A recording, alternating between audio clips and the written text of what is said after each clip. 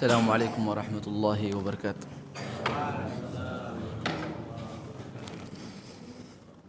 الحمد لله رب العالمين، نحمده ونستعينه ونستغفره ونعوذ بالله من شرور أنفسنا وسيئات أعمالنا. من يهده الله فلا مضل له ومن يضلل فلا هادي له. أشهد أن لا إله إلا الله وأشهد أن محمدا عبده ورسوله وخليله وصفيه، لا نبي ولا رسول بعده. اللهم علمنا ما ينفعنا وانفعنا بما علمتنا وارزقنا علما. رب اشرح لي صدري ويسر لي أمري واحلل عقدة من لساني يفقهوا قولي. ثم أما بعد. Jamaah yang dimuliakan oleh Allah Subhanahu wa taala, bersyukur kembali kepada Allah atas segala karunia dan nikmat yang Allah berikan kepada kita pada kesempatan subuh kali ini.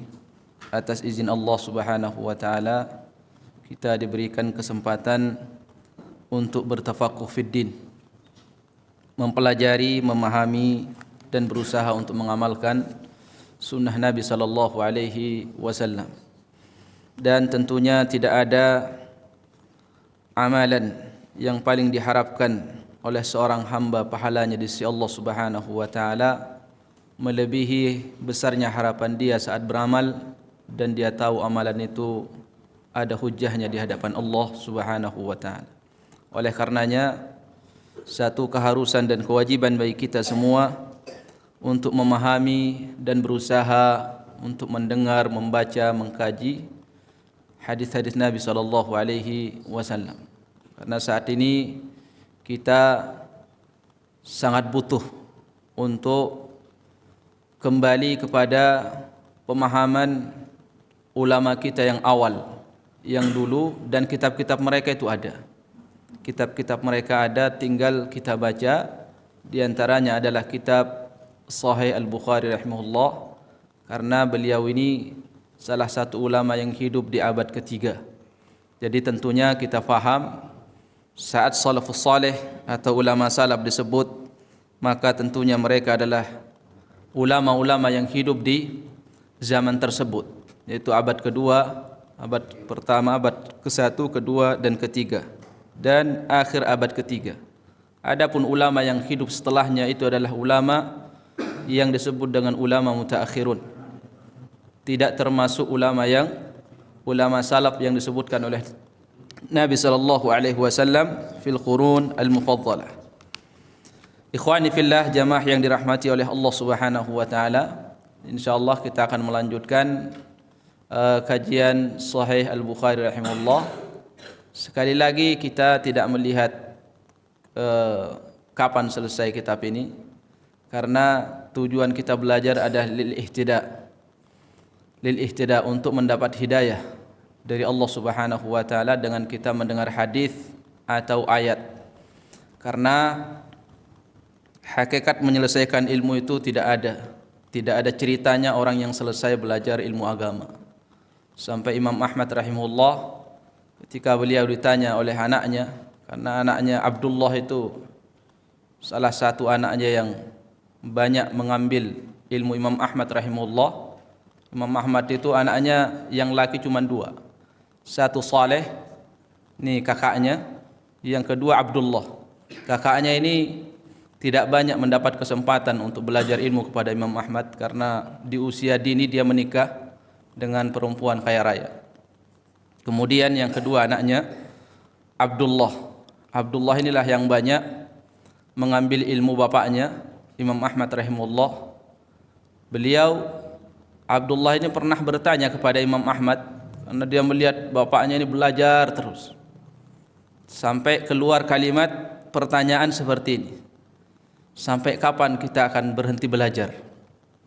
Kata Imam Ahmad rahimahullah, kita berhenti belajar saat kita sudah yakin telapak kaki kanan kita sudah ada di dalam surga, baru berhenti belajar. Kemudian jemaah yang dirahmati oleh Allah Subhanahu wa taala, Al-Imam Ahmad rahimahullah itu disebutkan di dalam kisahnya oleh Ibnu Rajab. Beliau itu sampai di akhir hidupnya itu sama seperti anak kecil, seperti anak-anak yang ada di belasan tahun masih bawa buku kemana-mana, bawa pena. Sehingga orang-orang yang ada di kampungnya bilang, ini kakek-kakek ini sampai kapan bawa pena seperti ini? Seperti anak kecil. Kata Imam Ahmad, minal mahbarah ilal maqbarah, sampai saya wafat. Itu apa cita-cita Imam Ahmad rahimahullah. Mungkin kita melihat bahwa keseriusan Imam Ahmad sampai di usia tua belajar itu bagi kita sesuatu yang asing dan tidak masuk akal. Ya, karena kebanyakan kita ini kalau sudah tua biasa sudah berhenti nuntut ilmu belajar. Padahal jamaah sekalian, kalau kita mau tanya serius, itu mana kita lebih butuh kepada ilmu di saat usia muda apa usia tua? Usia tua. Usia tua itu kita jauh lebih banyak dan lebih kebutuhan kita terhadap ilmu itu jauh lebih besar. Kenapa? Karena masalah semakin banyak. Masalah kita ini semakin tua semakin banyak, beban semakin banyak, sementara itu tanggung jawab semua. Kalau tidak ditopang dengan ilmu, pusing kepala ini. Di sana ada seorang ulama Malikiyah, dia mazhabnya Malikiyah, orangnya di Irak, pindah dia ke Mesir. Dia pindah ke Mesir, namanya kalau tidak salah Muhammad ibn Abdul Wahab, sama hampir mirip tapi bukan Muhammad ibn Abdul Wahab yang kita kenal, Muhammad ibn Abdul Wahab Al-Baghdadi. Begitu dia pindah ke Mesir di usia beliau yang sudah tua, sudah di atas 60-an. Karena mazhabnya mazhab Malikiyah, maka orang-orang Mesir itu senang begitu datang dia ke sana. Akhirnya orang Mesir ini mau mengikat dia, karena biasa itu juga sunnahnya para ulama dalam mengikat seseorang itu diikat dengan perempuan. Jadi orang-orang Mesir itu mereka ulama-ulamanya sepakat dan musyawarah, kemudian mereka kompak untuk mencarikan Syekh ini supaya tidak keluar lagi dari Mesir. Kita carikan perempuan yang paling cantik di Mesir dan paling muda. Akhirnya dicarikan, dinikahkan dengan Syekh tersebut. Tahu bagaimana ceritanya? Istrinya cerita setelah suaminya ini wafat, Syekh ini wafat. Kata istrinya, saya masuk ke dalam kamar dia belajar, dia masih baca buku. Saya tunggu sampai datang waktu malam. Orang pada tidur, saya datangi dia lagi, masih baca buku. Saya bilang, kapan mau tidur?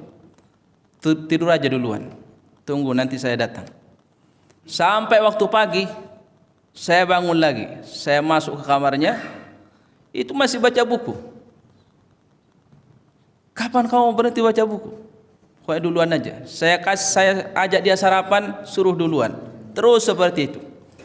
Sampai subhanallah istrinya ini, sampai kata istrinya, saya berusaha merayu dia. Bahkan saya candain dia. Dia lagi baca buku, saya merebahkan diri ke dia supaya dia apa? Supaya dia terganggu. Tapi dia tidak pernah terganggu, tidak pernah marah. Saya sekedar jatuh di depannya, pura-pura merayu dia, hendak terayu. Sampai beberapa hari setelah nikah, orangnya wafat, meninggal dunia. Apa kata istrinya? Wahai ahli Mesir, nikahilah saya, demi Allah saya masih perawan. Demi Allah saya masih perawan. Artinya apa jamaah sekalian? Kesadaran ulama-ulama kita dan keseriusan mereka menuntut ilmu itu bukan sekedar hanya sebatas sebuah kewajiban, tapi adalah sebuah kebutuhan. Kayaknya beda rasanya apabila kita memahami ilmu ini adalah sebuah kewajiban atau kebutuhan. Karena kalau kebutuhan itu dorongannya lebih kuat daripada kewajiban. Contoh kita makan itu kewajiban apa kebutuhan? Kebutuhan. Makan itu kebutuhan. Tidak perlu kita disuruh, tidak perlu ada syariat ayat yang mengatakan kulu washrabu, makan dan minumlah kalian. Tidak perlu kita tunggu itu. Ya, kenapa? Karena kita melihat sebuah kebutuhan daruriyah, kebutuhan yang mau tidak mau harus kita jalankan. Al-Imam Ahmad rahimahullah menyebutkan kebutuhan kita terhadap ilmu itu melebihi kebutuhan kita sama makan dan minum. Ini kalimat Imam Ahmad ini kalau dibaca dan didengar sekilas mungkin kita tidak percaya. Ini sekedar berlebih-lebihan. Kalau memang kita lebih butuh makan lebih butuh ilmu daripada makan dan minum. Tapi ternyata kalau dipraktekkan benar. Coba kita ambil 2 orang, sama-sama dikasih waktu 5 jam atau 10 jam. Satunya suruh makan tanpa henti, satunya suruh belajar tanpa henti. Kira-kira siapa yang duluan mati? Mati belajar yang makan. Tidak ada orang yang sanggup makan itu 10 jam. Jangankan 10 jam, 5 jam sudah tidak bisa dia. Bisa dia makan terus. Kalau dia berhenti makan, dipukul. Dia makan, tidak sanggup. Tapi kalau baca terus, baca semakin haus, semakin lapar, semakin haus, semakin lapar. Itulah maksud daripada perkataan Imam Ahmad rahimahullah, kita ini jauh lebih butuh makan, lebih butuh ilmu daripada makan dan minum. Nanti kalau bapak-bapak kurang percaya, tinggal dipraktekkan nanti. Baca Quran 2 jam, nanti setelah itu makan 2 jam. Jangan berhenti. Nanti kira-kira semakin lapar apa enggak kita kalau makan terus. Pasti kita akan bisa membuktikan itu semua insyaallah. Kita akan membahas melanjutkan kajian hadis yang ketiga, yaitu hadis Aisyah radhiyallahu anha, di mana di sini beliau menceritakan tentang kisah pertama datangnya wahyu kepada Nabi sallallahu alaihi wasallam. Kemudian setelah Rasulullah sallallahu alaihi wasallam itu mendapatkan wahyu yang pertama, Iqra, ketika Jibril datang dan posisi Nabi di Gua Hira. Di Gua Hira ini, kalimat Gua Hira itu kalau dibaca, orang membaca kalimat Gua Hira dan Nabi di sana bertapa atau berdiam diri.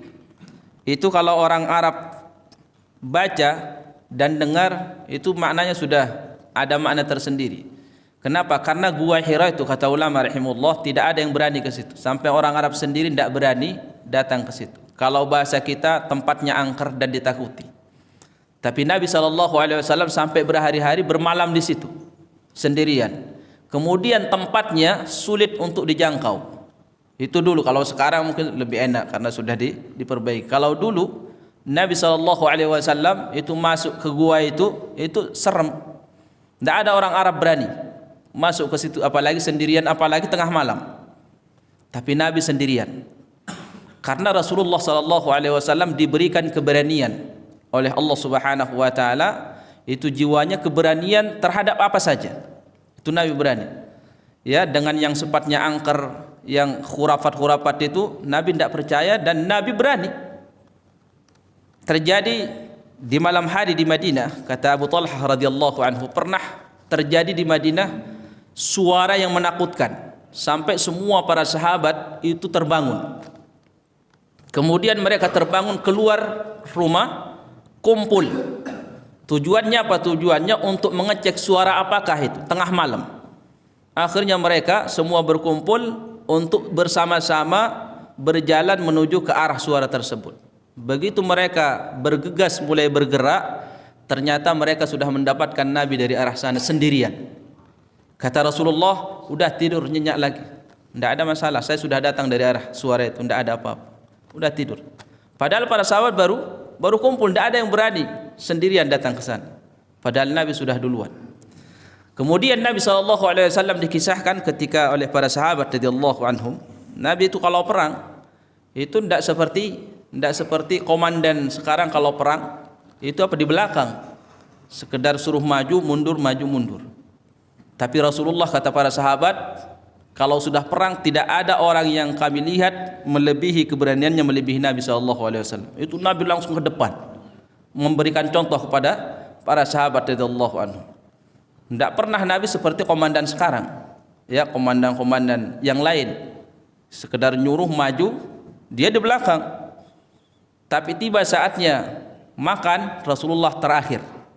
Nabi SAW paling terakhir makan. Sampai Rasulullah memberikan kaidah kepada kita semua, saqil qaum akhiruhum syurban. Orang yang membagi-bagi makanan atau minuman terakhir ngambil jatah. Tidak boleh dia duluan nyimpan. Jadi panitia itu sunnahnya seperti itu. Ya, panitia itu yang bagi-bagi makanan itu jangan nyimpan dulu. Itu sunnahnya, kata Nabi, terakhir dia makan. Makanya ketika Rasulullah sallallahu alaihi wasallam bersama Abu Hurairah kelaparan 2 orang, mereka masuk ke dalam rumah, mereka dapatkan 1 gelas air susu, 1 gelas susu kambing saat itu. Kata Nabi kepada Abu Hurairah, "Wahai Abu Hurairah, panggil ahlu suffah." Kata Abu Hurairah, "Buat apa ya Rasulullah? Kita minum susu ini bersama sama mereka." Ahlu suffah 70 orang. Kata Abu Hurairah di dalam hatinya, ini cukup apa ini 1 gelas? Saya aja tidak cukup. Tapi karena ini saya diperintahkan oleh Nabi, mau tidak mau saya harus jalan. Dipanggil ahlu suffah. Kata Abu Hurairah, begitu sampai ahlu suffah ke rumah Abu Hurairah radhiyallahu anhu, kata Abu Hurairah, bukan saya yang duluan dikasih minum, saya suruh bagi-bagi minuman itu, 1 gelas itu. Ahlu suffah suruh kumpul, suruh duduk, saya suruh bagi. Setiap kali saya memberi ke ahlu suffah suruh minum, kata Abu Hurairah dalam hati saya, ya Allah semoga tidak habis. Ini kalau tidak habis saya tidak dapat jatah. Karena Abu Hurairah sudah 3 malam 3 hari tidak makan. Itu dia mengharap sekali dapat jatah dari 1 gelas air susu itu. Kemudian dia sampai 70 orang itu selesai semua. Itu susu itu masih ada utuh, 1 gelas. Kemudian kata Abu Hurairah, ya Rasulullah tinggal saya sama kamu. Benar kata Nabi. Silahkan kamu duduk, kamu minum. Minum Abu Hurairah. Sudah selesai ya Rasulullah. Minum lagi kata Nabi. Minum Abu Hurairah. Selesai ya Rasulullah. Minum lagi kata Nabi. Sampai Abu Hurairah itu kenyang. Kata Abu Hurairah, saya sudah tidak dapat tempat, tidak sudah sampai sini. Maksudnya saya sudah kenyang ya Rasulullah. Ini dijadikan oleh Imam Bukhari rahimahullah, kisah ini judul bab boleh makan sampai kenyang. Boleh makan sampai, tapi sekali-sekali. Kalau jangan setiap hari, setiap kali makan kenyang itu mematikan hati. Ya, kalau sekali-sekali tidak ada masalah. Akhirnya kata Rasulullah, dia tersenyum. Begitu Abu Hurairah mengatakan saya sudah full sampai sini ya Rasulullah, akhirnya tinggal Rasulullah yang minum. Kata Nabi, saqil qaum akhirum surban. Siapa nanti yang punya tugas membagi-bagi makanan atau minuman, terakhir ngambil jatah. Jangan dia yang duluan. Kamu itu Abu Hurairah tadi bagian yang membagi, maka kamu yang terakhir minum. Ya. Nah ini setelah ini setiap ada acara, ini sunnah ini diamalkan. Ya, jangan sampai nanti tidak ada yang jadi panitia karena takut tidak kebagian. Tapi sunnahnya memang seperti itu. Rasulullah terakhir dia makan. Nabi SAW terakhir makan.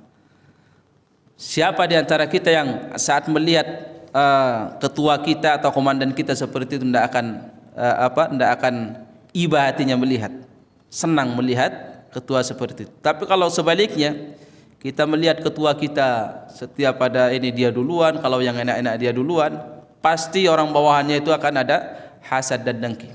Ya. Nah, di dalam hadis ini dikisahkan oleh Aisyah radhiyallahu anha, ketika Rasulullah melihat Jibril pertama kali, itu kan takut. Pulang ke rumahnya Khadijah radhiyallahu anha dalam keadaan ketakutan. Yarjufu fuaduhu, bergetar hatinya. Dalam riwayat yang lain, yarjufu bawadirhu. Bawadir itu ini, daging yang antara leher sama bahu, namanya bawadir. Nah, orang kalau ketakutan itu biasanya daging yang di sini itu bergetar, namanya bawadir. Kata Aisyah radhiyallahu anha, Nabi SAW saat pulang ke rumah Khadijah, itu kelihatan di sininya bergetar karena takut melihat satu makhluk yang pertama kali dia lihat, malaikat Jibril. Bahkan dalam satu riwayat disebutkan dia melihat Jibril saat itu dalam bentuk aslinya. Karena hadis yang sahih menyebutkan, kata Rasulullah, saya melihat Jibril 2 kali dalam bentuk aslinya. Satu ketika Isra Mi'raj, yang kedua, yang pertama itu ketika menemui saya di dalam gua Hira. Begitu datang ke rumah Khadijah radhiyallahu anha, kata beliau, zammiluni zammiluni, selimuti saya. Fazammaluhu hatta dhahaba anhu ar-raw'u. Akhirnya Khadijah menyelimuti Nabi sehingga ketika sudah selesai hilang rasa takut Rasulullah, maka Nabi SAW saat itu baru bercerita. Tentunya di sini adalah hikmah yang besar. Saat seorang ketakutan itu biarkan dia dulu tenang, kemudian dibikin dia tenang, dan kita sabar menunggu ceritanya sampai ketika rasa khawatir itu hilang, dia akan cerita dengan tenang. Nabi baru cerita. Kemudian begitu Rasulullah cerita, beliau mengatakan, inni khasyitu laqad khasyitu ala nafsi. Aku khawatir diriku ditimpa sesuatu yang membahayakan. Ini kekhawatiran Nabi SAW. Kenapa dia khawatir? Karena dia melihat makhluk yang belum pernah dia lihat, malaikat Jibril. Dan Rasulullah saat pertama kali ketemu malaikat Jibril, dia tidak tahu kalau itu Jibril, dan dia belum tahu kalau dia sudah diangkat oleh Allah menjadi seorang nabi. Dia belum tahu, padahal surah Iqra sudah turun. Iqra bismi rabbikal ladzi khalaq sampai ayat yang kelima. Nabi pulang, dia tidak tahu apa itu yang dibaca. Kemudian dia tidak tahu itu siapa yang datang makhluk itu, dan dia tidak tahu kalau dia sudah diangkat oleh Allah menjadi seorang nabi. Dia ketakutan. Setelah dia ceritakan kepada Khadijah radhiyallahu anha, maka disitulah posisi Khadijah. Posisi Khadijah menampakkan benar-benar sebagai seorang istri yang disebut dengan zaujah. Karena zaujah itu adalah pasangan. Ya, zaujah itu pasangan. Namanya pasangan itu bisa berjalan suka duka, gembira bahagia, sedih, itu bisa berjalan. Itu namanya pasangan. Tapi kalau orang itu hanya bisa berjalan saat bahagia, tidak bisa berjalan saat sedih, itu bukan pasangan. Ya, di dalam Al-Qur'an tidak disebut pasangan. Tapi dia disebut apa? Sebagai as-sahibah, teman tidur namanya. Perempuan teman tidur. Az-zaujah sama as-sahibah. Nah, kita semoga istri kita tidak seperti itu. Tapi dia benar-benar zaujah, pasangan. Sama seperti ya kaki kanan sama kaki kiri, bisa berjalan dalam keadaan apapun, mau capek, mau bahagia, kuat, lemah, dia bisa berjalan. Itu namanya pasangan. Nabi ketika dia ketakutan, Khadijah radhiyallahu anha memposisikan dirinya bagaimana dia jadi pasangan. Kalau suami takut, yang namanya pasangannya apa? Harus menghibur.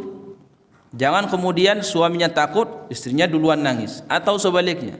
Istrinya yang ketakutan, suaminya duluan nangis. Itu malah memperkeruh suasana, tidak selesai masalahnya. Kata Khadijah radhiyallahu anha, kalla wallah, demi Allah sekali-kali tidak, ma yahzunkallahu abadan. Kamu tidak akan dibikin sedih oleh Allah dan tidak akan dihinakan oleh Allah Subhanahu wa taala. Ini Khadijah radhiyallahu anha. Kenapa dia dengan tegas mengatakan kamu tidak akan bahaya wahai Rasulullah, wahai Muhammad, kamu tidak akan bahaya. Padahal Khadijah juga tidak tahu apakah siapa yang datang menemui Nabi, dan juga dia tidak tahu kalau Nabi sudah diangkat menjadi seorang nabi. Tapi dengan penuh keyakinan dia mengatakan kalla wallahi la yahzunkallahu abadan. Demi Allah sekali-kali tidak, kamu tidak akan mendapatkan bahaya. Alasan Khadijah rujukannya kepada akhlak Nabi, kepada akhlak Rasulullah sallallahu alaihi wasallam. Kata Khadijah, innaka la tasilur rahim. Pertama, kamu ini memiliki akhlak yang mulia yang kamu miliki ya Rasulullah, senantiasa menyambung silaturrahim. Silaturrahim itu silaturrahim ya. Silaturrahim itu bahasa Arab. Kalau silaturrahmi itu bahasa Indonesia, ar-rahmi.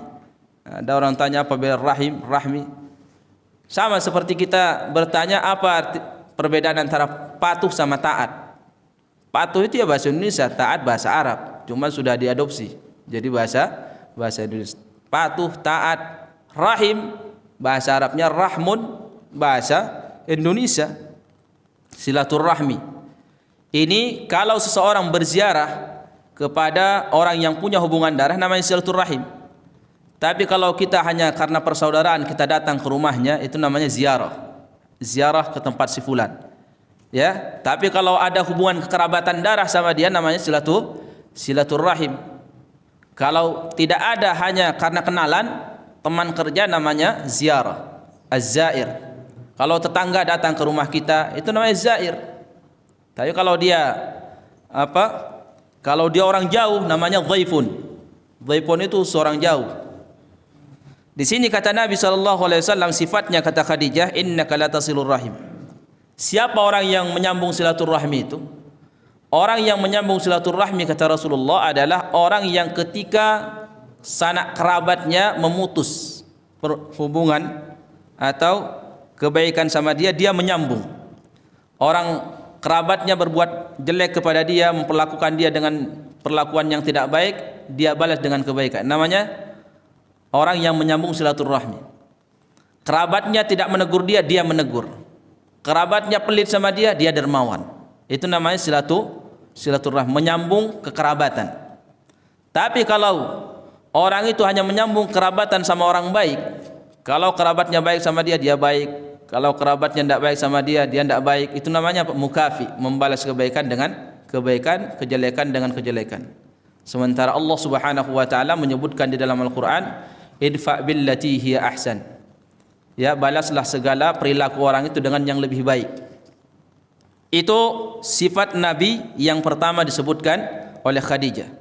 Itu sifat yang semua agama mengakui dan memuliakan, namanya menyambung silaturahim.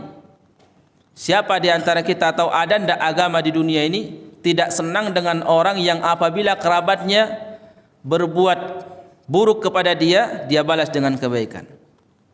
Kerabatnya pelit sama dia, dia dermawan. Kira-kira ada ndak agama yang tidak senang dengan akhlak seperti ini? Ndak ada. Tidak ada agama dimanapun, sampai agama orang kafir sekalipun yang tidak punya rujukan, itu dengan fitrahnya mereka akan memuliakan orang yang memiliki sifat seperti itu. Kemudian yang kedua, sifat Nabi wa tahmilul kalla. Al-kalla itu adalah beban. Kamu senantiasa ya Rasulullah punya sifat senantiasa ikut andil untuk menanggung beban orang lain. Orang punya masalah, Nabi ikut serta untuk menyelesaikan masalahnya. Orang punya hutang, Nabi ikut serta untuk menyelesaikan hutangnya. Nabi ketika melihat sahabat yang punya masalah atau masalah apa saja, entah dunia atau agama, itu Nabi senantiasa merasa bertanggung jawab. Jadi kalau ada sahabat yang punya masalah, itu Nabi yang juga memikirkan masalah itu. Itu sifat yang mulia enggak? Sifat yang mulia. Karena hakikatnya kita hidup di dunia ini itu di dalam berteman kepingin apa? Kepingin dimengerti. Ya enggak? Kita kepingin dimengerti, seorang murid kepingin dimengerti oleh ustadznya, ustadz kepingin dimengerti oleh muridnya, suami kepingin dimengerti, difahami oleh istrinya, istri kepingin dipahami oleh suaminya. Semua kita seperti itu. Nah, saat kita ketemu dengan orang yang faham dengan apa yang kita inginkan, kita pasti senang dengan orang tersebut. Pasti senang. Coba kita berteman dengan orang, kita misalkan sakit, pengen ke rumah sakit, mau berobat atau cek, tidak ada duit, mau minta, mau pinjam malu. Tiba-tiba dia tanya kepada kita, atau mungkin langsung sedekah, karena dia faham kondisi kita. Senang tidak kita dengan orang? Pasti senang. Masya Allah, dia faham dengan kondisi saya, padahal saya tidak pernah minta. Dulu ada seorang ulama salaf, diketuk pintu rumahnya oleh saudaranya di malam hari. Diketuk. Kemudian dia kaget. Dia mengatakan, kenapa kamu datang di waktu malam seperti ini? Ini waktu orang tidur. Kata dia, maaf, saya sengaja datang tengah malam, saya punya kebutuhan mau pinjam uang. Ini temannya yang didatangi ini langsung menangis. Ya, ulama ini menangis sedih. Kenapa dia menangis? Dia mengatakan seperti ini, ya Allah, ini teman dekat saya sampai seperti ini kepada saya, sampai dia berani mengucapkan saya pinjam. Artinya apa? Dia menyalahkan dirinya. Kenapa saya tidak peka dengan teman saya? Kenapa tidak faham dengan teman saya? Dia butuh apa dari saya? Sampai dia menghinakan dirinya dengan mengeluarkan kalimat meminta. Itu akhlak yang mulia bukan? Akhlak yang mulia. Siapa suami yang tidak senang dimengerti oleh istrinya? Tidak ada. Siapa istri yang tidak mau difahami oleh suaminya? Itu tidak ada. Teman pun seperti itu. Kita kalau punya teman, faham dengan kondisi kita, sebelum kita minta dia sudah memberi, sebelum kita minta bantuan dia sudah menawarkan. Itu akan kita angkat jempol itu teman itu, ya, cap jempol. Teman seperti itu. Nah, kita seperti itu tidak sama orang lain. Nabi SAW ketika ada sahabat yang mendapatkan masalah, itu Nabi memikirkan bagaimana masalahnya selesai. Kalau ada sahabat yang pusing dengan hutangnya, itu Nabi ikut memikirkan. Nabi tidak cuek. Kita di dalam bab perkara kebaikan tidak boleh cuek. Tapi dalam bab keburukan kita harus cuek, namanya at-taghabi. Ada sifat orang Arab yang mulia namanya at-taghabi. Pura-pura tidak tahu. Ya, cuek. Kapan itu? Kalau saudara kita punya kesalahan dan dia berusaha menyembunyikannya, sementara kita tahu, maka saat itu kita dianjurkan untuk punya sifat mutaghabi. Ya, pura-pura tidak tahu atau pura-pura cuek. Dia cuek dengan keburukan orang lain. Jangan setiap keburukan orang itu kemudian dihisap, dihitung. Kita aja kalau sehebat apapun kita, setiap kali salah ditegur, setiap kali salah ditegur, setiap kali salah ditegur. Ujung-ujungnya kan kita juga jengkel. Kenapa? Karena sifat manusia seperti itu, tidak mau dihisap dia. Makanya kita ghabi. Tapi kalau orang lain punya masalah yang sifatnya dunia atau kebaikan, maka kita jangan cuek. Ini tidak kebalikannya. Teman butuh bantuan dia, pura-pura tidak tahu kalau temannya lagi sakit, kalau temannya lagi butuh. Tiba temannya berbuat dosa sekalipun di dalam rumahnya, itu dia cuma dengar hembus-hembusan saja. Pagi harinya diperiksa, dicek. Saya dengar seperti ini. Ini kebalik. Seharusnya tidak seperti itu. Kalau teman punya terjatuh dalam perbuatan melanggar syariat dan pelanggarannya itu dia berusaha untuk menyembunyikan, kita dituntut mutaghabi. Bukan ghabi. Kalau ghabi itu bodoh, ya. Kalau ghabi itu bodoh. Mutaghabi, pura-pura tidak tahu, dan itu sifat Nabi sallallahu alaihi wasallam. Wa tahmilul qalla, kamu senantiasa ikut andil memikirkan masalah orang. Itu Rasulullah sallallahu alaihi wasallam. Siapa yang tidak senang masalahnya ikut dipikirkan oleh saudaranya sama temannya? Pasti kita semua senang, karena ini sifat mulia. Dan ini ada pada Nabi sallallahu alaihi wasallam. Kemudian kata Aisyah, kata Khadijah, wa taqrid dhaif, dan kamu senantiasa menjamu tamu. Al-dhaif sama al-qira. Al-qira itu adalah jamuan yang disuguhkan kepada tamu. Kapan seseorang disebut dhaif di dalam agama? Karena kan ini banyak disalahpahami, bahkan dijadikan mainan, ya, dijadikan mainan oleh orang-orang yang paham hadis sebenarnya, yang paham sunnah pun seperti itu. Yang namanya tamu berapa hari? 3 hari 3 malam. Kata Nabi, dhiyafah itu 3 hari 3 malam. Hari pertama tamu itu dikasih makanan yang istimewa di atas makanan yang dia makan. Hari kedua, ketiga seperti yang dia makan. Kalau hari keempat dan selanjutnya itu sedekah. Artinya setelah 3 hari tamu itu di rumah kita, boleh kita meminta dia untuk pergi. Itu hak kita. Tapi kalau kita mengizinkan hari keempat, itu sedekah kata Nabi. Tapi hari pertama disuguhkan apa? Hadiah. Kata Nabi hadiah. Hadiahnya itu apa? Dikasih makanan yang istimewa. Biasa kalau kita makan mungkin tempe, ya, setiap hari ada tamu. Hari pertama kasih dia ayam atau lele, ya. Lele di atas tempe pada bawahnya. Di atasnya sedikit karena lebih mahal. Tergantung. Kita kasih lele sehari semalam. Hari kedua kita kasih makan tempe seperti yang kita makan sama hari ketiga. Hari keempat tergantung kita. Mau kita minta dia untuk keluar, pulang, atau kita biarkan jadi sedekah bagi kita. Ini kapan dhaif ini memiliki hak seperti ini? Dhaifun itu kalau dia datang musafir. Dia datang dari tempat jauh membutuhkan safar. Itu namanya apa? Namanya dhaifun di dalam agama, tamu yang memiliki hak untuk menginap di rumah kita 3 hari 3 malam. Kalau dia datang dari tempat jauh membutuhkan safar. Tapi kalau tetangga ke rumah kita, itu bukan dhaif. Bukan dhaif yang disebut oleh hadis ini. Wa taqrid dhaif, bukan itu yang dimaksud. Karena banyak di antara ikhwan-ikhwan kita seperti itu. Ini kelamaan saya di sini. Wah, kelamaan gimana? Kan 3 hari 3 malam. Ini tetangga, bukan itu yang dimaksud oleh Nabi. 3 hari 3 malam nanti semua orang nginap di rumah tetangganya. Ini rumah tangga, ini rumah tetangga. Bukan itu. Dhaif yang dimaksud siapa? Orang yang datang ke tempat kita dan dia menempuh safar. Itu disebut dhaif. Makanya ada kira. Kira itu apa? Suguhan. Tamu yang seperti ini adab pertama kali disampaikan kepada dia bukan kalam, bukan ngobrol, tapi makanan. Makanan yang kita suguhkan pertama kali. Jangan yang kita suguhkan adalah ucapan, pertanyaan.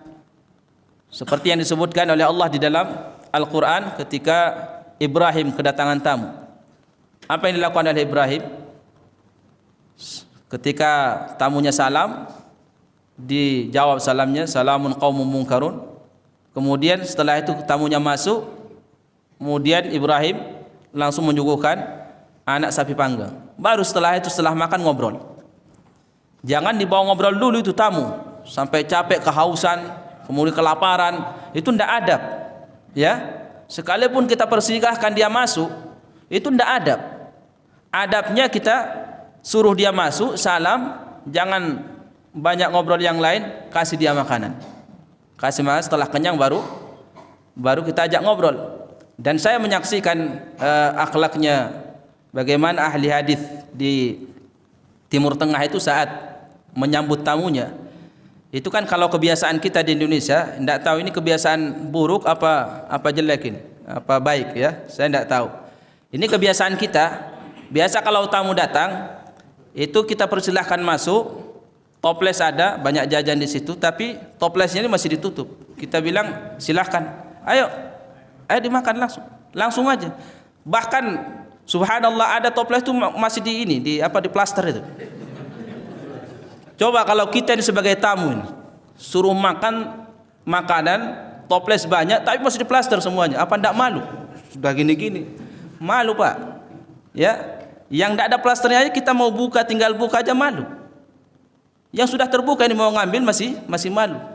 Bagaimana kita menyuguhkan makanan, berbagai makanan depan toplesnya masih di plaster? Itu apa ndak basa-basi?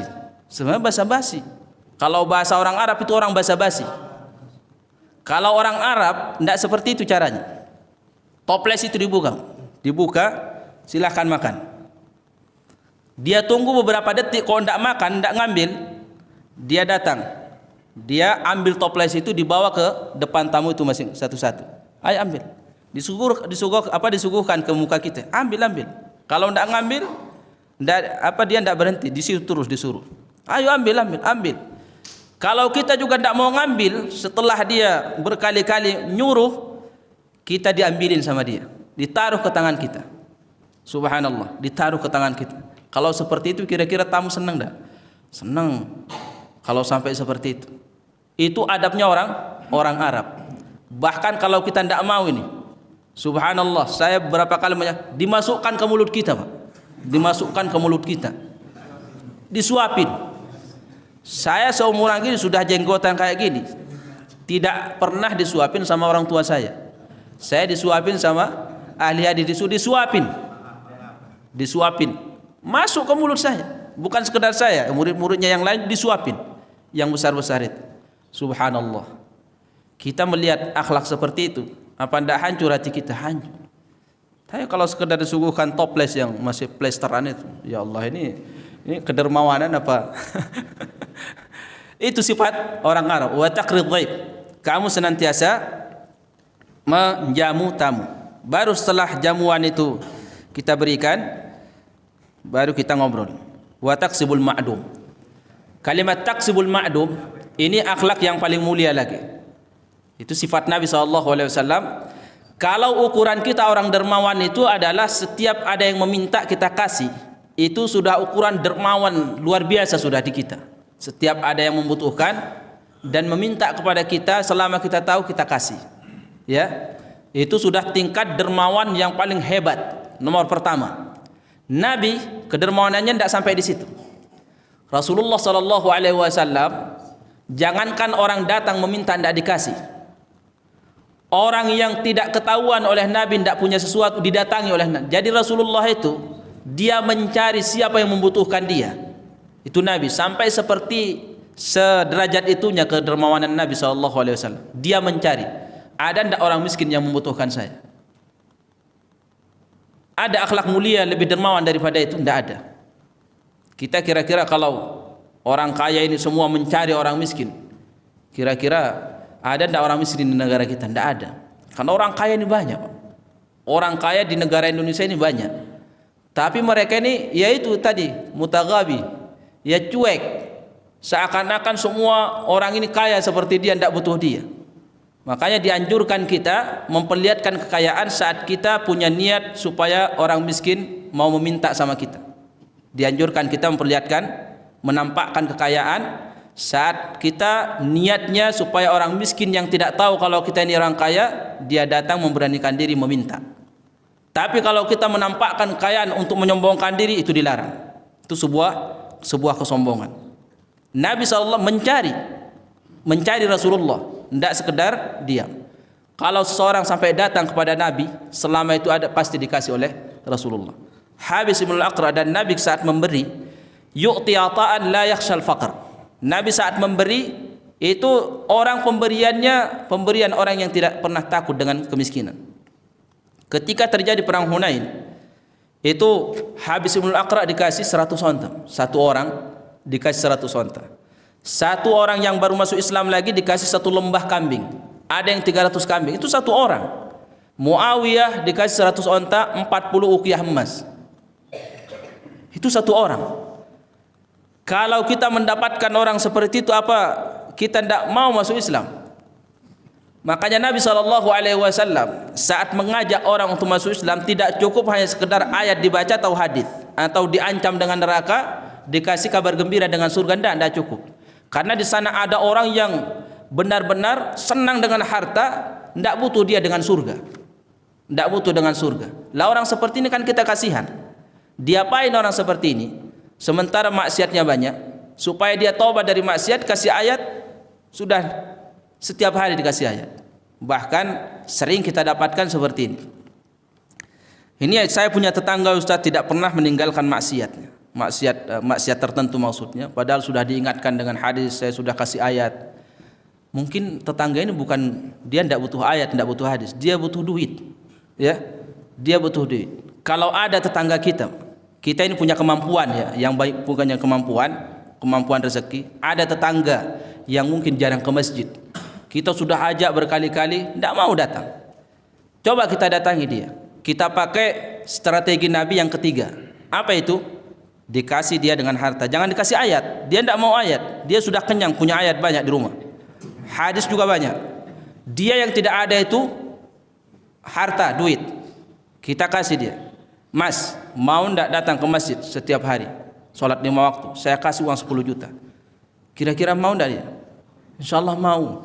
Mungkin kalau ini Ustaz kita sudah menyediakan nasi bungkus setiap, nasi bungkus bagi dia mungkin tidak terlalu, kita tambah mungkin 5 bungkus. Atau kita datangi dia ke rumahnya. Ya seperti Rasulullah. Siapa yang dikasih banyak itu oleh Nabi? Orang yang baru masuk Islam.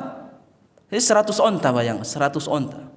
Kita datang pelaku maksiat, berkali-kali kita nasihati, kalau tidak berubah, saya yakin kalau kita datang ke rumah dia dan kita punya kemampuan, kita kasih, mau tidak saya kasih uang 100 juta, kamu tinggalkan maksiat, insya Allah saat itu dia akan meninggalkan.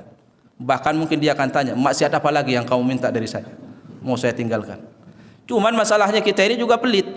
Dia pelit menerima nasihat kita, karena kita juga pelit menggesek kantong kita. Sama-sama pelit. Kita ini hanya dermawan sama ayat, ya, sama ustaz-ustaz sekarang kan gitu, cuma dermawan, termasuk yang di sini. Kalau bapak minta ayat saya kasih, bapak minta hadis saya kasih. Tapi kalau bapak sudah minta nominal, kita musyawarah di luar. Nah ini Pak, yang ketiga ini yang bermasalah sebenarnya. Saudara-saudara kita ini sebenarnya kepingin datang ke masjid kalau kita seperti Nabi di zaman dulu. Kita datangi, ya. Jadi insya Allah yang punya kelebihan harta mengajak orang untuk datang ke masjid itu tidak perlu pakai ayat, tinggal pakai duit saja. Wa tu'inu ala nawaibil haq, ini yang kelima. Nah di sini ini subhanallah, ini sifat ini semua ada pada Abu Bakar. Nanti akan ada kisahnya ketika dia diusir dari Mekah, sama seperti yang dimiliki oleh Nabi SAW. Jam berapa ini? Berapa menit lagi? 5-10 menit. Karena tidak ada suara ini. Fantalaqat bihi Khadijah hatta atat bihi Waraqah ibn Naufal ibn Asad ibn Abdul Uzza. Akhirnya Khadijah, karena Khadijah juga tidak tahu ini makhluk apa yang mendatangi Nabi, tapi dia yakin Rasulullah tidak akan bahaya. Nabi tidak akan bahaya karena melihat akhlaknya Nabi SAW. Tidak mungkin orang yang baik itu dicelakakan oleh orang lain. Itu tidak mungkin. Itu sudah kaidah umum dalam kehidupan umat manusia. Siapa yang baik akhlaknya dan dicintai oleh semua orang, pasti banyak yang bantu dia dan tidak mungkin ada yang berniat jahat sama dia. Itu yang difahami oleh Khadijah. Cuman karena Khadijah juga kepingin tahu apa yang terjadi dan dia tidak punya ilmu, dia bawalah Rasulullah ke menemui Waraqah bin Naufal. Siapa Waraqah bin Naufal ini? Sepupu daripada Khadijah, karena kakek mereka sama-sama Asad, sepupu Khadijah radhiyallahu anha. Waraqah bin Naufal ini sama Zaid ibnu Amr, pamannya Umar bin Khattab. Mereka kedua-duanya ini waktu hidup di zaman jahiliyah, mereka ini melihat orang-orang musyrik yang menyembah berhala, kemudian mempersembahkan sembelian kepada patung mereka. Dua orang ini sudah tidak sesuai dengan fitrah mereka. Jadi mereka ini tidak pernah menyembah patung, tidak pernah menyembah berhala, kemudian tidak pernah menyembelih hewan dipersembahkan kepada patung. Tidak senang mereka.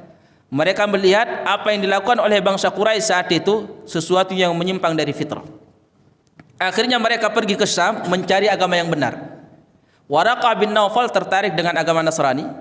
Zaid bin Amr dia belum tertarik. Dia pulang ke Madinah. Di tengah jalan dia mengatakan, "Ya Allah, saksikanlah saya mengikuti millah Ibrahim."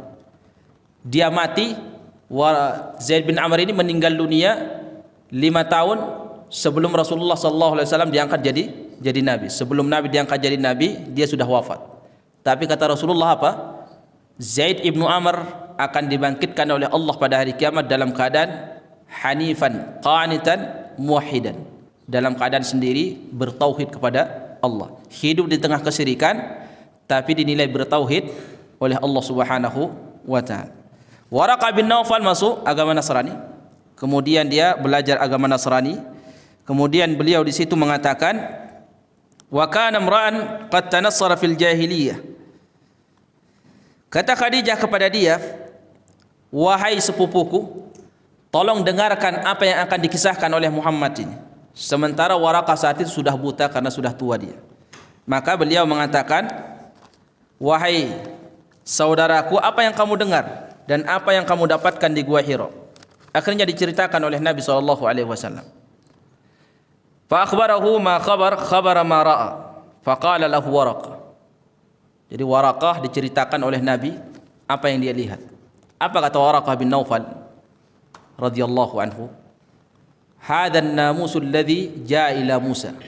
Apa yang kamu dapatkan di gua ini adalah namus yang datang juga ke Nabi Musa di Bani Israel. Coba dilihat kalimat ini. Ini yang bilang Waraqah, agamanya Nasrani, tapi dia mengatakan Jibril itu namus. Kemudian dia mengatakan yang datang kepada Musa. Kenapa dia tidak mengatakan yang datang kepada Isa? Karena yang membawa wahyu semuanya satu, yaitu malaikat Jibril. Yang datang kepada Musa, yang datang kepada Isa, kepada Nuh adalah Jibril alaihi salam. Kata beliau, ini namus. Dia tahu bahwa ini Jibril, tapi dia sebut namus. Kenapa? Karena namus itu adalah pembawa rahasia kebaikan. Menutup, dia bawa rahasia kebaikan, berita kebaikan, tapi dia rahasiakan, itu namanya namus. Tapi kalau jasus sebaliknya, jasus itu orang yang punya niat buruk dia sembunyikan, namanya jasus. Ya, mata-mata kalau bahasa kita. Yang Allah turunkan kepada Musa. Kenapa kepada bukan Isa dia sebut? Karena Musa di Bani Israel disepakati adalah nabi. Bani Israel entah itu Yahudi, Nasrani, mereka semua yakin bahwa Musa adalah utusan Allah Subhanahu wa taala. Tapi Isa hanya diakui kenabiannya oleh siapa? Oleh ahli kitab dari kalangan orang Nasrani. Sementara orang-orang Yahudi tidak meyakini kenabian Isa. Makanya Waraqah bin Naufal ketimbang dia bilang ini namus yang datang ke Isa, dia bilang namus yang datang kepada Musa. Setelah dia mendengar cerita itu, saat itu Waraqah bin Naufal yakin bahwa Rasulullah akan menjadi seorang nabi. Maka dari situlah, dari kisah dan pengabaran Waraqah, baru Rasulullah tahu bahwa dirinya diangkat oleh Allah sebagai seorang nabi, dan baru Khadijah tahu bahwa Rasulullah sallallahu alaihi wasallam seorang nabi. Di situ dia berjanji. Kata Waraqah bin Naufal, "Ya laitani fiha jadhaun, laitani kuntu hayyan idh yukhrijuka qaumuka." Duhai andaikan nanti aku masih muda saat kau menyebarkan dakwah. Andaikan aku masih hidup saat engkau nanti diusir oleh kaum kamu. Nabi kaget mendengar Waraqah mengatakan, duhai andaikan aku masih hidup saat nanti kaum kamu mengusir kamu dari Mekah. Dari kalimat itu Rasulullah kaget langsung. Kenapa? Karena Rasulullah tahu dirinya itu paling dicintai oleh bangsa Quraisy. Semua orang Mekah itu tidak pernah ada masalah dengan Rasulullah. Itu dicintai oleh penduduk Mekah beliau. Sampai ketika kisahnya Mekah mau direnovasi, siapa yang mengambil batunya? Nabi sallallahu alaihi wasallam, dikenal dengan Al-Amin. Tapi begitu, sehingga ketika Waraqah mengatakan, duhai andaikan aku masih hidup saat kaum kamu mengusir kamu, Nabi langsung kaget. Nabi mengatakan, aw mukhrijiyahum, apakah mereka akan mengeluarkan saya, mengusir saya dari Mekah sementara saya ini orang yang mereka cintai? Ya, kata Waraqah, tidak ada orang yang datang membawa agama seperti yang kamu bawa kecuali dimusuhi. Akhirnya apa? Akhirnya Nabi faham bahwa dia tidak akan lama di Mekah. Dia tidak akan lama dan tidak akan bisa menetap di Mekah menyebarkan dakwahnya. Dia harus keluar. Dari kalimat Waraqah bin Naufal. Kata Waraqah, kalau nanti kamu dikeluarkan oleh kaum kamu dan saya masih hidup, saya akan bela kamu dengan pembelaan yang kuat. Tapi setelah kejadian itu, Waraqah ini karena sudah tua meninggal dunia. Dan saat itulah terputus wahyu selama 3 tahun. Tidak ada wahyu.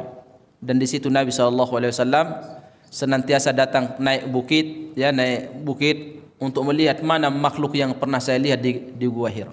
Beliau rindu dengan bacaan Quran. Pertama kali dia dengar, kemudian terputus selama 3 tahun. Nabi bolak-balik itu.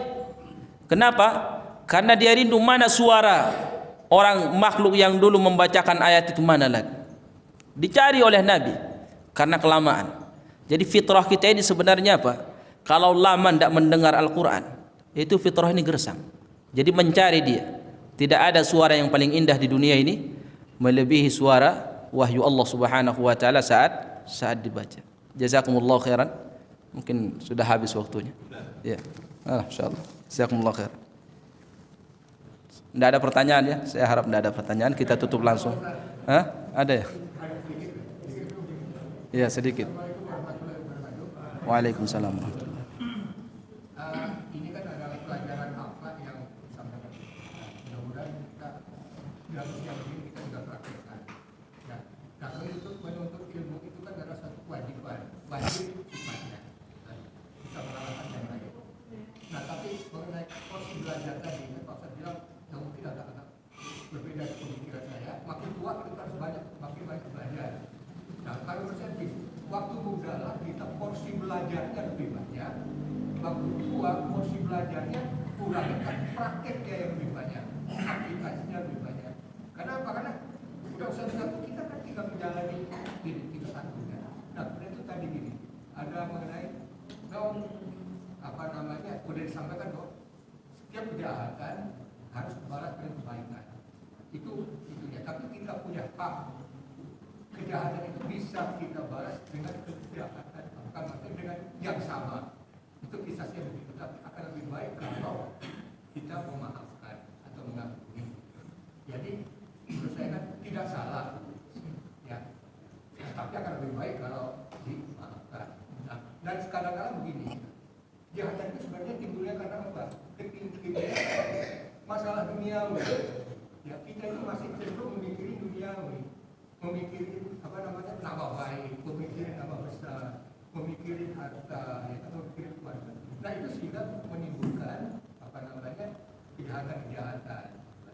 Nah, tadi pelajaran kita bahwa namanya dunia itu ya kurangi, lupakan, prioritaskan adalah persahabatan dan masalah akhirat. Jadi ini komentar saya. Baik. Waalaikumsalam warahmatullahi wabarakatuh. Jazakumullah khairan. Beliau dengan pertanyaannya mengingatkan kebiasaan ulama salaf. Memang tadi saya menyampaikan bahwa kalau semakin tua justru semakin semangat menuntut ilmu. Memang sebenarnya seperti itu. Cuman kan semangat menuntut ilmu ini di sana ada perbedaan. Bahwa kalau ulama salaf dulu, orang itu di usia muda mereka banyak menghafal. Banyak menghafal. Nanti di usia tua karena hafalan itu sudah mulai kendor, ya. Bapak-bapak yang sudah usia tua ini kan tahulah itu ya, bagaimana sulitnya menghafal satu ayat itu. Padahal dulu sekali baca dua kali sudah hafal. Usia-usia belasan tahun. Proses perjalanan umur itu akan mulai kendor. Tapi yang Allah naikkan itu apa? Yang Allah naikkan itu adalah pemahaman. Pemahaman. Sehingga orang yang sudah dewasa biasanya tingkat kemampuan hafalannya menurun, tapi pemahamannya kuat. Tapi kalau sudah usianya sudah lanjut, sudah terlalu tua, itu daya ingatnya sudah mulai turun dan dia punya sifat tanda kalau orang sudah tua sensitif. Jadi main perasaan. Proses perjalanan manusia seperti itu. Jadi orang kalau semakin tua itu tidak bisa mendengar kalimat-kalimat yang buruk itu di bawah dia sampai tidur, tidak bisa tidur, sensitif. Jadi kalau kita merasa punya sifat kok sensitif berarti itu tanda kita sudah tua. Ulama salaf dulu kalau umur 40 memang mereka sudah mulai banyak beribadah. Benar itu kata Bapak tadi. Ya ibadah terus. Tapi dalam arti kata jangan sampai kemudian kita meninggalkan juga menuntut ilmu. Jadi semangat menuntut ilmu itu tidak harus kita banyak menghafal, tidak, ya udah baca, memahami. Ya, karena menghafal di usia tua sudah sulit. Tinggal memahami. Makanya kita dikasih ganjaran pahala kabar gembira membaca Quran, bukan menghafal Quran, baca. Satu huruf yang baca lewat mushaf, lewat hafalan sama-sama dapat pahalanya sama. Kemudian pertanyaan yang kedua, kata beliau kalau kita membalas keburukan dengan keburukan kita punya hak. Rasulullah sudah memberikan kaidah di dalam bersengketa. Ya, kapan kita bisa membalas? Kalau balasan kita itu seimbang. Kata Nabi di hadis Muslim, al-mutasabbani ma qala 'alal badi ma lam yadhlim al-madlum, ma lam ya'tadi al-madlum. Atau kama qala. Kalau ada dua muslim bersengketa ini mutasabbani, maka dosa kedua-duanya dosanya itu ditanggung oleh orang yang memulai. Sampai nanti yang dizalimi itu dia melampaui batas, menzalimi, justru dia yang zalim. Jadi terkadang kita tengkar sama orang, dia yang duluan, tapi saat kita balas, balasannya Masya Allah jauh berlipat ganda. Itu pada akhirnya kita yang zalim. Dalam hadis Nabi, ulama memberikan gambaran seperti ini. Kalau ada orang mengatakan kepada kita seperti mencela kita, kamu tuh anjing, kita diam, dapat pahala. Tapi kita boleh diberikan hak untuk membalas. Balasannya apa? Ya sama kalimatnya. Kamu yang anjing. Itu berarti sama-sama tidak ada dosa. Kecuali yang pertama dosa memulai. Tetap punya dosa dia. Tapi kalau orang yang kita dikatain sama orang lain, kamu anjing. Kemudian kita balas, kamu tuh anjing, setan, iblis. Ketika setan iblis itu kata ulama sudah zalim kita. Karena kita itu hanya diberikan izin membalas sesuai dengan kadar dia menzalimi kita. Dengan kata-kata apa dia mengata-ngatai kita, itu yang kita gunakan. Dia bilang sama kita kamu anjing, kita kamu yang anjing. Jangan lebih. Anjing, iblis. Apa? Ketika sudah bilang iblis, disebut setelahnya itu sudah berubah kata Nabi. Yang dulunya dia yang zalim karena dia yang memulai, pada akhirnya berubah kita yang zalim. Nah, terkadang banyak teman kita bersengketa ini, kita merasa ini terzalimi. Berdoa sama Allah supaya orang celaka. Padahal sebenarnya di mata Allah bukan dia yang zalim. Kita karena sudah membalas berlebih-lebihan, kita yang sudah zalim, sehingga ketika kita berdoa kepada dia tidak dikabulkan oleh Allah karena kita sudah zalim. Ini banyak tidak disadari oleh saudara-saudara kita. Dia mengira pokoknya selama dia yang mendahului, dia yang zalim. Mau saya balas dengan apa, tetap dia yang zalim di hadapan Allah. Kalau saya berdoa kepada Allah pasti dikabulkan. Dia berdoa, ternyata tidak dikabulkan. Dia heran. Katanya orang yang terzalimi doanya dikabulkan. Mungkin malaikat andaikan bisa berbicara akan mengatakan kepada dia, maaf, Tanya, bukan dia yang sekarang zalim, kamu sekarang ini melebihi balasannya masalahnya. Sehingga saat kamu berdoa bukan doa orang terzalimi, doa orang yang menzalimi. Tidak mungkin doa orang yang menzalimi itu dikabulkan oleh Allah Subhanahu wa taala. Jazakumullahu khairan. Kita tutup dengan doa kafaratul majlis. Subhanakallahumma bihamdika asyhadu an la ilaha illa anta astaghfiruka wa atubu ilaik. Assalamualaikum warahmatullahi wabarakatuh.